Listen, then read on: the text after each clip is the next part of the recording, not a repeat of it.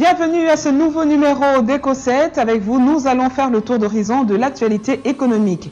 Et tout de suite, sachez que le comité de politique monétaire de la Banque centrale du Congo s'est réuni lundi dernier autour du gouverneur de la Banque centrale, Deogracias Mwananyembo. C'était pour examiner la conjoncture économique de la RDC. Parlant du taux de change, il s'est observé une stabilité relative sur les deux segments du marché de change. Les experts de la Banque centrale rapportent que le taux de change s'est situé au 31 août 2018 à 1626,14 CDF et 1649 CDF le dollar américain, respectivement l'interbancaire et au parallèle, ce qui enregistre des dépréciations mensuelles de 0,07% et 0,28%. Et du côté des réserves d'échange, il faut noter qu'elles se sont situées à 1,1 milliard de dollars américains. Ce niveau correspond à un mois et 4 jours d'importation des biens et services sur les ressources propres. Le défi à relever pour le gouvernement consiste à atteindre la moyenne correspondant à 3 mois de couverture d'importation.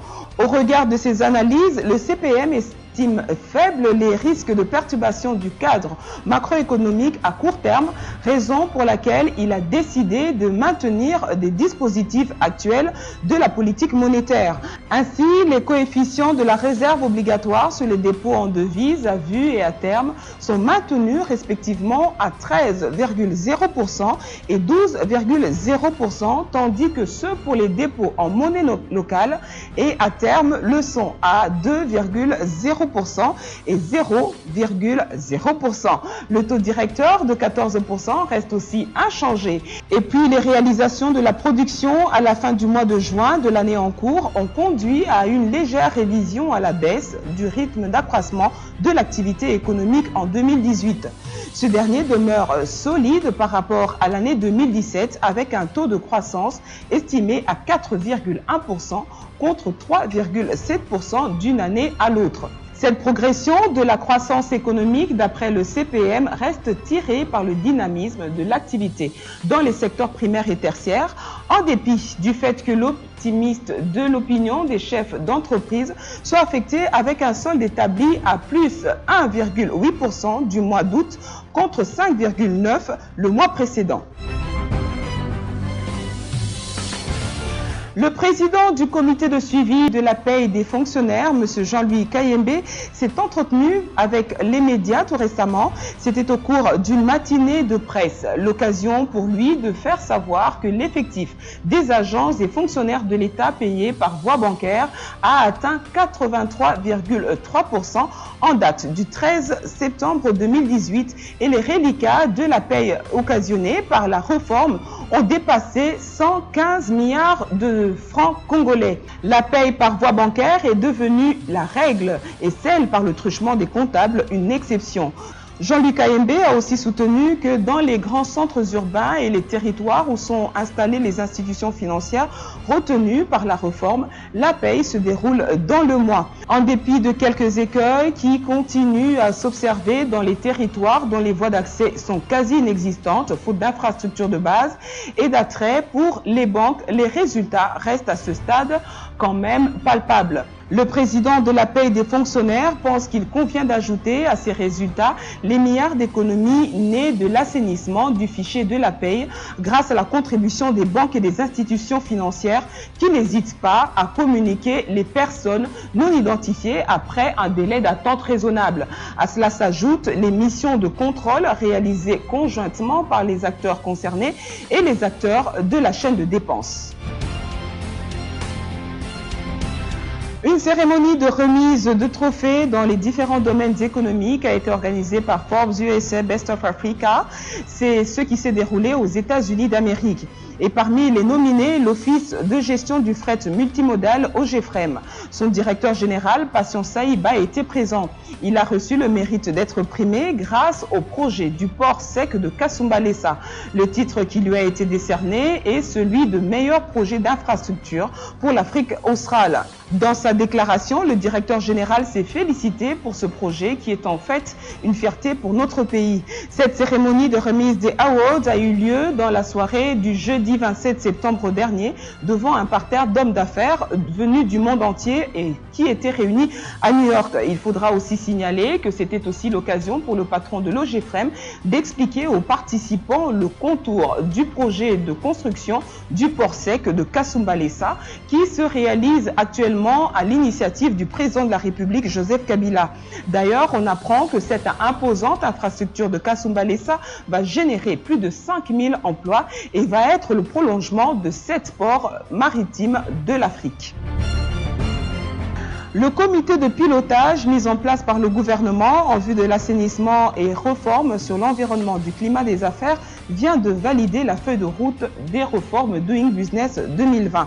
Et dans ses dires, le coordonnateur du comité, qui n'est autre que le directeur général de l'ANAPI, a soulevé plusieurs aspects de la question liée au climat des affaires dans notre pays ainsi que le Doing Business. De par son champ d'application, le climat des affaires englobe le Doing Business et va au-delà des seuls indicateurs du Doing Business. Par contre, le Doing Business est un service de la Banque mondiale qui évalue les réglementations et les pratiques de 190 économies du monde. En fait, le Doing Business est l'environnement des affaires déterminé à certains facteurs et indicateurs. Il met en œuvre des réformes déterminées sur 10 indicateurs bien précis. Des réformes se rapportant au développement des moyens, petites et entreprises et un sous-ensemble du climat des affaires en général. Pour rappel, dans le classement du Doing Business 2018, la RDC a occupé la 182e place du classement mondial. Par contre, en 2017, le pays a été classé au dernier rang, soit le 184e pays avec un score de 37,57% sur le palmarès des performances des économies de l'Afrique subsaharienne sur la facilité de faire des affaires en 2015 et 2016. En tout cas, la RDC est bien loin du Rwanda, venu 56e rang avec un score de 69,81%.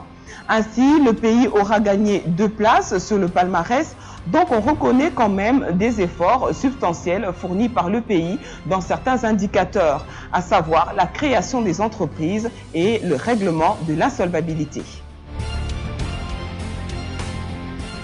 Le projet du Grand Inga 3 continue à faire couler beaucoup d'encre et de salive et même à diviser. Tenez, 40 ONG congolaises associées au projet du barrage Inga 3 exigent des garanties de bonne gouvernance et de protection des droits des communautés locales avant la signature de tout accord avec ce projet. Comme vous le savez, la population locale et riveraine du lieu d'exécution du projet devrait être délocalisée selon un plan prévu. Pour ces ONG, aucun signe de garantie dans ce sens et elles s'inquiètent du manque total de transparence et de surveillance démocratique.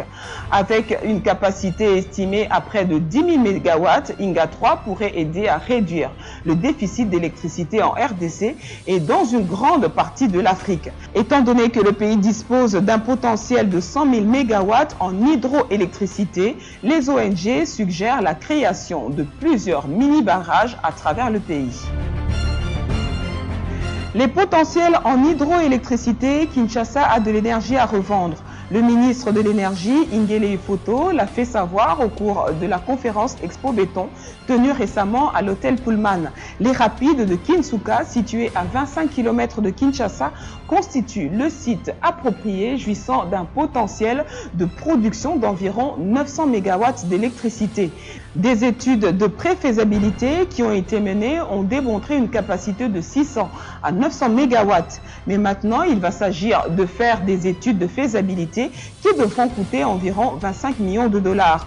Tout compte fait, si pour la ville de Kinshasa, le déficit en énergie électrique est d'environ 400 MW, ce projet, une fois réalisé, pourra permettre à la Société nationale d'électricité, la SNEL, de combler le déficit de la fourniture en énergie électrique. En attendant de mobiliser les fonds nécessaires pour mener des études de faisabilité, le gouvernement est appelé à trouver des solutions idoines.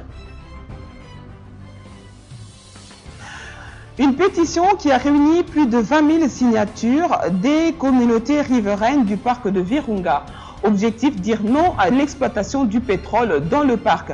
À travers cette pétition qui est en fait adressée au président de la République Joseph Kabila, les communautés locales s'insurgent contre l'idée de déclasser une partie ou la totalité de la superficie du parc de Virunga. Au cours d'une conférence de presse tenue à l'hôtel Sultani ce 26 septembre 2018 à Kinshasa, les populations de Vichumbi, Beni, Rutshuru, Masisi, Lubero, Goma et Nyiragongo ont rendu public le contenu de leur pétition.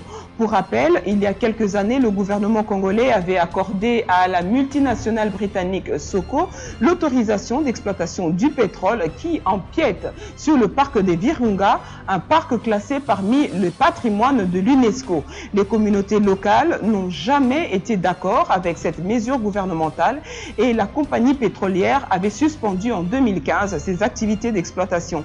Malgré cela, le gouvernement n'avait pas annulé le permis d'exploitation du pétrole dans cette zone qui représente 1720,75 km², soit 21,5% de la superficie totale du parc. Il faut savoir aussi que Virunga est le plus ancien parc national d'Afrique. Les réserves pétrolières sont estimées à 6 758 milliards de barils avec des recettes budgétaires additionnelles de 7 milliards de dollars. Voilà, ici prend fin votre magazine. Vous pouvez revoir votre émission sur notre page Facebook Eco7, magazine d'actualité économique, soit sur notre chaîne YouTube Siloé TV Eco7. N'oubliez pas de liker et ou de partager. Au besoin, laissez-nous votre commentaire.